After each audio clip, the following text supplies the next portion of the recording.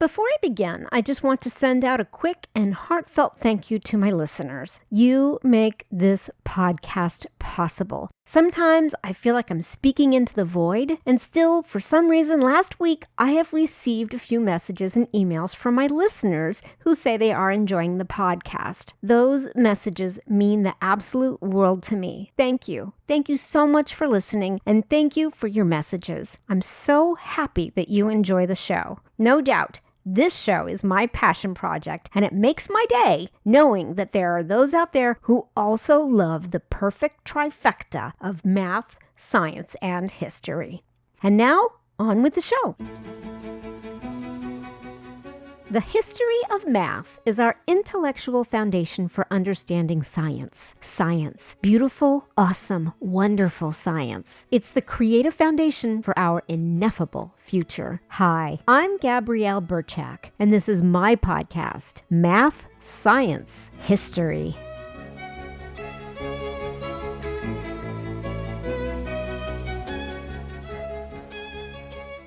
Hey friends! Do you have a great idea for a new podcast? If you're thinking about starting a podcast, I highly recommend using Libsyn to help you plan, launch, and grow your own podcast. Math Science History has been on Libsyn for almost 3 years, and we love it. We really do. Going with Libsyn is one of the best decisions we've ever made. They have everything you need to plan, launch, and grow your own podcast, including fantastic resources created by experienced podcasters who show you what equipment works best, how to record great audio, and how to get your show on various popular platforms like Apple, Pandora, iHeart, and more. As my friend, when you sign up, you get your first month of podcast hosting for free. They have various prices depending on your budget, too. This is the time to start podcasting. Visit Libsyn.com and use code FRIEND, F-R-I-E-N-D. That's Libsyn.com. Use code FRIEND, F-R-I-E-N-D, and start creating your awesome podcast. In some countries, this last weekend was the celebration of our fathers, and so I would like to dedicate this podcast to my dad, John Burchak. He passed away in 2014, but his jokes, his laughter, his wisdom, and his brilliant and innovative ideas remain in my thoughts and my heart every single day of my life. And I would give anything to see him again if I only had a time machine. Our love and fascination for time travel are prevalent in all that we see in films and television, and it is a most beautiful concept that allows us to suspend disbelief and allow hope to enter our hearts that we could travel to a time that would fix our lives or the lives of the world. Time travel stories empower us with insight into how we could correct all the wrongs that happened in the past. Then there are those stories that take us into the future so that we can see either the impending doom of the universe or the life that could be if we just followed through on the right decisions. Then there are those time travel stories that have us caught in a loop, like Groundhog's Day with Bill Murray, where we learn the most critical advice, which is don't drive angry. One of our first known stories about time travel can be found in an ancient Sanskrit poem written around 400 BCE. The poem is a story about a king named Raivata Kukudmi who lived millions of years ago. King Kukudmi wanted to find a suitable husband for his beautiful and talented daughter Revati. And so in the story, the king and his daughter traveled to visit the god of creation, Brahma. But because they were visiting a god, they existed on a different plane, unlike the real world. In this plane of existence, the king and his daughter had to wait to talk to Brahma. This is because Brahma first wanted to listen to a 20-minute song. It's kind of like wanting to talk to a friend, but their favorite song is on and you have to wait before you can say anything, which is kind of annoying. But it is only until the 20-minute song is finished that King Kukudmi asks how he can find a suitor for his daughter. Brahma replies that, unfortunately, time runs differently on different planets. As a result, in the 20 minutes that they listened to the song, about 116 million years had passed. As a result, everyone that the king and his daughter knew had long since passed away. Thus, he could not find a perfect suitor for Revati in the king's natural world. But it just so happened that Balarama, the brother of the deity Krishna, happened to be single. So the king's daughter Revati married Balarama. We could say it was a match made in heaven, but since we're discussing Hinduism, it was more like a match made in time, space, and causality. Kind of like Tinder for the gods. But what is wonderful about stories of time travel is that it touches on concepts that apply to science. Thus, Brahma was not completely wrong when he said that time runs differently on different planets. In the case of the king, his daughter, and Brahma, time was relative, and it passed at a different rate depending on where they existed. This is similar to a theory that Einstein had, which is referred to as time dilation. Thus, we see how our imaginations can be more important than knowledge, to coin a phrase from the great egghead himself. Other ancient stories about time travel utilize the sleeping theme, which involves people going to sleep and waking up at a different time. Such is the case of the story about 7 sleepers. It's a martyrdom story translated and used in various languages and religious traditions. One of the first stories is about the 7 sleepers of Ephesus. In this story, 7 young men were on the verge of being persecuted because they were Christian. So they hid in a cave and eventually fell asleep. Once they woke up, it was 300 years later during the reign of Emperor Theodosius II.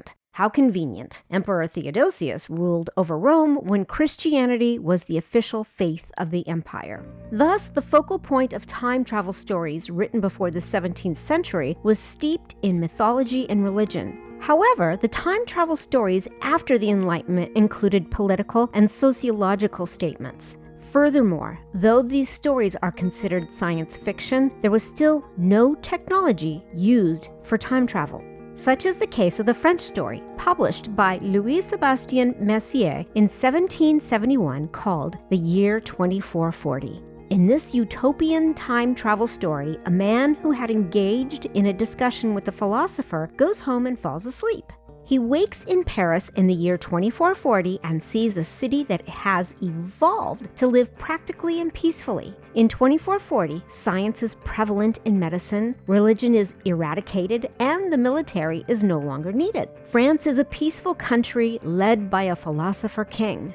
However, this is still a story about transcending time by sleeping. It was not until the early 19th century, the 1800s, that a tool was used to travel through time. On May 19, 1838, Hans Christian Andersen published a short story called The Galoshes of Fortune. As you can tell by the title, the galoshes are the tool that helps several characters transport to any place or time that they choose. As we travel into the 19th century, pun intended, literature and storytelling are influenced by the Industrial Revolution, and tools, clocks, and time machines all begin to serve as the primary tool for travel. One of the first ones that came out in this era was The Clock That Went Backward, written by Edward Page Mitchell. The story is written through the voice of a narrator who, along with his cousin Harry, visits his great aunt Gertrude in Maine. In this story, his aunt owns a Dutch clock, which was stopped at 15 minutes after 3.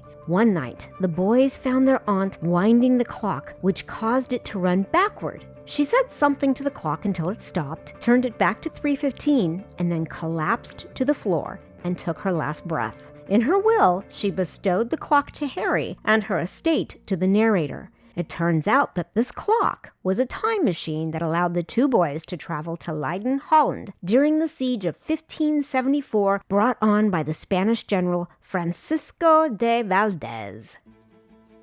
And now a brief message from today's sponsor. Everybody wants more energy. Even when you exercise and take care of your body, sometimes that energy still isn't there. If you can relate, consider Athletic Greens. Whether you eat keto, paleo, vegan, dairy-free, or gluten-free foods, Athletic Greens, also known as AG1, is a product that you can drink every day. It helps give you more energy, helps with your gut health, and it optimizes your immune system. AG1 gives you 75 high-quality vitamins, minerals, probiotics, and adaptogens. For less than $3 a day, you can reclaim Reclaim Your Health. What I really like about AG1 is that for every purchase, they donate to organizations to help feed kids in need. Also, Athletic Greens will send you a free 1-year supply of immune-supporting vitamin D and 5 free travel packs with your first purchase. Just visit athleticgreens.com/emerging. That is EMERGING. Again, that is athleticgreens.com/emerging to take ownership over your health and obtain the ultimate daily nutrition insurance.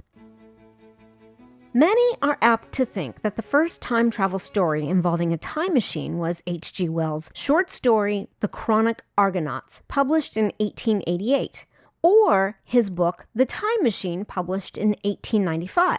However, the very first work of literature about a time machine was published by Enrique Gaspar in 1887 in his novel El Anachronopete. In 1887, the phrase El Anachronopete was a new term that meant who flies against time. This novel was groundbreaking because it depicted the very first time machine, which was a cast iron box called the Anachronopete. This box was about 12 times the size of a phone booth, or 12 times the external size of a TARDIS for my Doctor Who fans. Note, I said external because, as many of us know, the inside of a TARDIS is much larger than the outside. So, the Anachronopete, this cast iron box, was powered by electricity that drove 4 tubes which protruded from the top of the box. These 4 large tubes were pneumatical in design in that the air pressure around the tubes helped the huge Anachronopete travel through time. In addition to the pneumatical tubes, the electricity in the box generated Garcia fluid. This Garcia fluid helped the travelers stay young during their travels so that as they went back in time, they did not become more youthful. The Anachronopete also contained self-powered brooms, which, in my opinion, is a very valuable tool to have on a time machine. I'd want that. This fantastic story is written in the format of a zarzuela, which incorporates lyrics, singing, opera, popular songs, and dance. In this novella, the characters travel to the Paris World's Fair in 1878, to Ravenna in 690, to Granada in 1492, to Pompeii in the year 79, and to China in 220.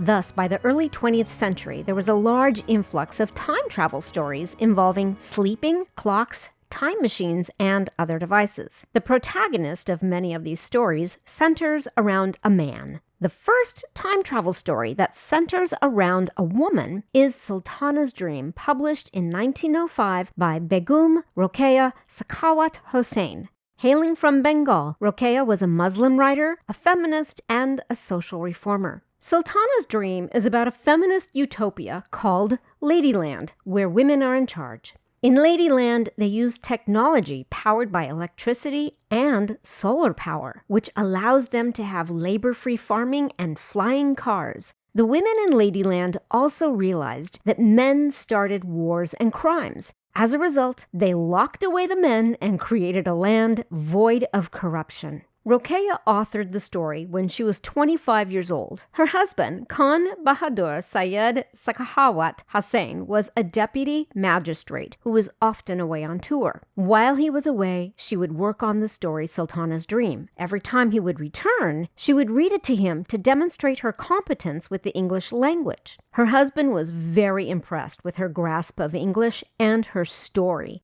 He fully supported her endeavors and was equally as enthusiastic about her story as she was. Thus, her husband persuaded her to submit the story to the Indian Ladies magazine. The magazine published Rokeya's story in 1905, and in 1908, Rokeya published the story as a book. The next feminist time-traveling story, which came out a year later in 1909, was Beatrice XVI, written by Irene Clyde. Clyde was an English writer and a transgender lawyer. Like Sultana's Dream, no technology helps them to travel through time. However, this story was also groundbreaking because it highlights a world that is not defined by gender or sex. Beatrice XVI is a story about a woman who travels back to before our current era in BCE and discovers a lost world run by a monarchy. This world consists of only 2 classes of people, those who are free and those who are enslaved.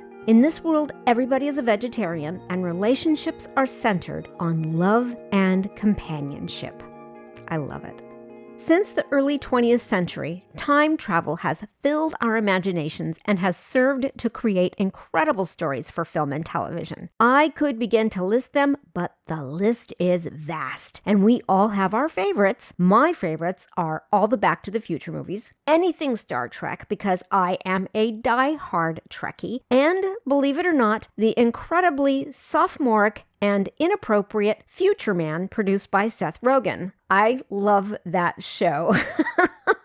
Yes, it is very inappropriate, so no kids are allowed to watch that one. But is time travel possible? Well, not really, at least as far as we know currently. The laws of relativity and the second law of thermodynamics show that time travel is impossible. One of the best answers I recently read came from an article by Peter Watson called "Can We Time Travel? A Theoretical Physicist Provides Some Answers." I will post a link to this article on my website at mathsciencehistory.com. In this article, Watson states that time travel cannot be possible because if it was, we would already be doing it, unquote. And that makes sense. Watson comments that all kinds of technical and theoretical challenges thwart the concept of creating a working time machine. He states that it is impossible to design time machines because these time machines require negative energy and negative mass, both of which do not exist within our universe. Watson also addresses the time-traveling concept called the Tipler cylinder, created by mathematician and physicist Frank Tipler. This Tipler cylinder is a colossal cylinder that spins on its longitudinal axis. When it rotates, it catalyzes a frame-dragging effect that warps space-time. When space-time is warped,